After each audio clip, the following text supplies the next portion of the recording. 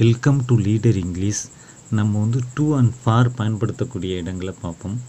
டூங்கிறத எந்த இடத்துல பயன்படுத்தலாம்னா பிளேஸுக்கு முன்னாடி, அதாவது டெஸ்டினேஷனுக்கு முன்னாடி பயன்படுத்தலாம். அதாவது to plus verb.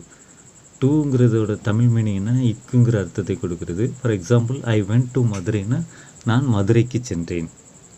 I spoke to Tendulkar அப்படின்னா நான் டெண்டுல்கரிடம் பேசினேன். ஐ ஸ்போக் டு மதன்னா நான் மதனிடம் பேசினேன் அப்படிங்கிற அர்த்தம். அடுத்த நெக்ஸ்ட் அர்த்தத்தை தரும். அடுத்து ஃபார் அப்படின்னா ஃபாரை எங்கே பயன்படுத்தலாம்? பிஃபோர் அ நவுன், நவுனுக்கு முன்னாடி டைம் பீரியடுக்காக பயன்படுத்தலாம். ஃபாருங்கிறதோட மீனிங் என்னென்னா ஆகங்கிற அர்த்தத்தை தருகிறது. மேலும் ஒரு எஃபெக்டை பற்றி பேசுகிறதுக்கும் ஃபாரை யூஸ் பண்ணலாம். அடுத்து ஒரு ரீசனை எக்ஸ்ப்ரெஸ் பண்ணுறதுக்கு ஃபாரும் யூஸ் பண்ணலாம், டூவும் யூஸ் பண்ணலாம். ஃபாரை யூஸ் பண்ணி எப்படி சென்டென்ஸ் மேக் பண்ணணும்னா, he waited for his leader, அவனுடைய தலைவருக்காக காத்திருந்தான். இதில் வந்து ஃபார் ப்ளஸ் நவுன். இதுவே he waited to meet his லீடர்னா அவனுடைய தலைவரை சந்திக்க காத்திருந்தான். இந்த இடத்துல டூ ப்ளஸ் வேர்ப். ஸோ ரெண்டு வகையாக நம்ம மேக் பண்ணியிருக்கோம். அடுத்து next one, he studying for good marks, அவன் நல்ல மதிப்பெண் பெறுவதற்காக படித்து கொண்டிருக்கிறான். ஸோ இதில் நவுனுக்கு முன்னாடி ஃபார் பயன்படுத்தியிருக்கோம். அடுத்து next one, he is studying to get good marks, அவன் நல்ல மதிப்பெண் பெற படித்து கொண்டிருக்கிறான். ஸோ டூ ப்ளஸ் வர்பு இந்த இடத்துல வருது. ஸோ ரெண்டு வகையாக சென்டென்ஸ் இது. He is studying to get good marks, he is studying for good marks அப்படிங்கிறது. நெக்ஸ்ட் ஒன், உங்களுடைய ஒப்பீனியனை சொல்ல டூ பயன்படுத்தலாம்.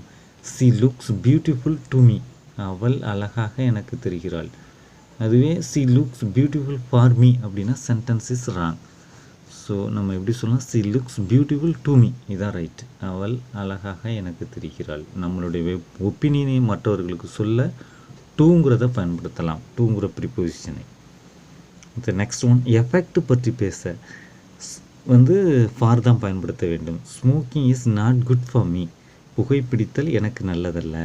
Next one, drinking is bad for me, குடிப்பது for you. Drinking is bad for யூனா குடிப்பது உனக்கு கெட்டதாகும், அதாவது கெடுதல் அப்படிங்கிறது. பேடுன்னா கெடுதல். So drinking is bad for யூனா குடிப்பது உனக்கு கெட்டது. அடுத்து நெக்ஸ்ட் ஒன், ஒன்றை நோக்கி செல்வதற்கு டூ பயன்படுத்தலாம். ஹி கோஸ் டு ஸ்கூல் அப்படின்னா அவன் பள்ளிக்கு செல்கிறான். அடுத்தது, he is on the way to Chennai அப்படின்னா அவன் சென்னைக்கு போய் கொண்டிருக்கிறான். ஸோ ஒன்றை நோக்கி செல்வதற்கு எதை பயன்படுத்தலாம்? டூங்கிற ப்ரிப்போசிஷனை நம்ம பயன்படுத்தலாம்.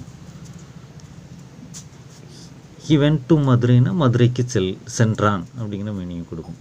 நெக்ஸ்ட், ஒன்றின் முடிவை சொல்வதற்கு டூ பயன்படுத்தலாம். C works from Monday to Saturday அப்படின்னா அவள் திங்கள் முதல் சனி வரை வேலை செய்கிறாள். ஸோ ஸ்டார்டிங்லேருந்து முடிகிறதுக்கு டூ பயன்படுத்தலாம். அவள் திங்கள் முதல் சனி வரை வேலை செய்கிறான். C works from Monday to Saturday. Next one, I watched a movie from the beginning to end, நான் ஆரம்பம் முதல் முடிவு வரை ஒரு படம் பார்த்தேன். ஐ watched a movie from the beginning to end, நான் ஆரம்பம் முதல் முடிவு வரை ஒரு படம் பார்த்தேன் அப்படிங்கிற அர்த்தத்தை தருகிறது. ஸோ ஒரு முடிவை பற்றி குறிப்பிட டூங்கிற ப்ரிப்போசிஷனை நம்ம பயன்படுத்தலாம். அடுத்து, தூரம் மற்றும் காலத்தை குறிப்பிட ஃபார் பயன்படுகிறது. I can run for 4 kilometre, என்னால் 4 கிலோமீட்டர் ஓட முடியும். So I can run for 4 kilometre, என்னால் 4 கிலோமீட்டர் ஓட முடியும். சி ஸ்டடீஸ் ஃபார் 2 hours, அவள் 2 மணி நேரமாக படிக்கிறாள். சி ஸ்டடீஸ் ஃபார் 2 hours, அவள் 2 மணி நேரமாக படிக்கிறாள். ஸோ ஒரு டைம் பீரியடுக்கு முன்னாடி ஃபார், அதாவது டூரேஷனுக்கு முன்னாடி பயன்படுத்தலாம். தேங்க்ஸ் ஃபார் வாட்சிங். Please subscribe my channel. Thank you.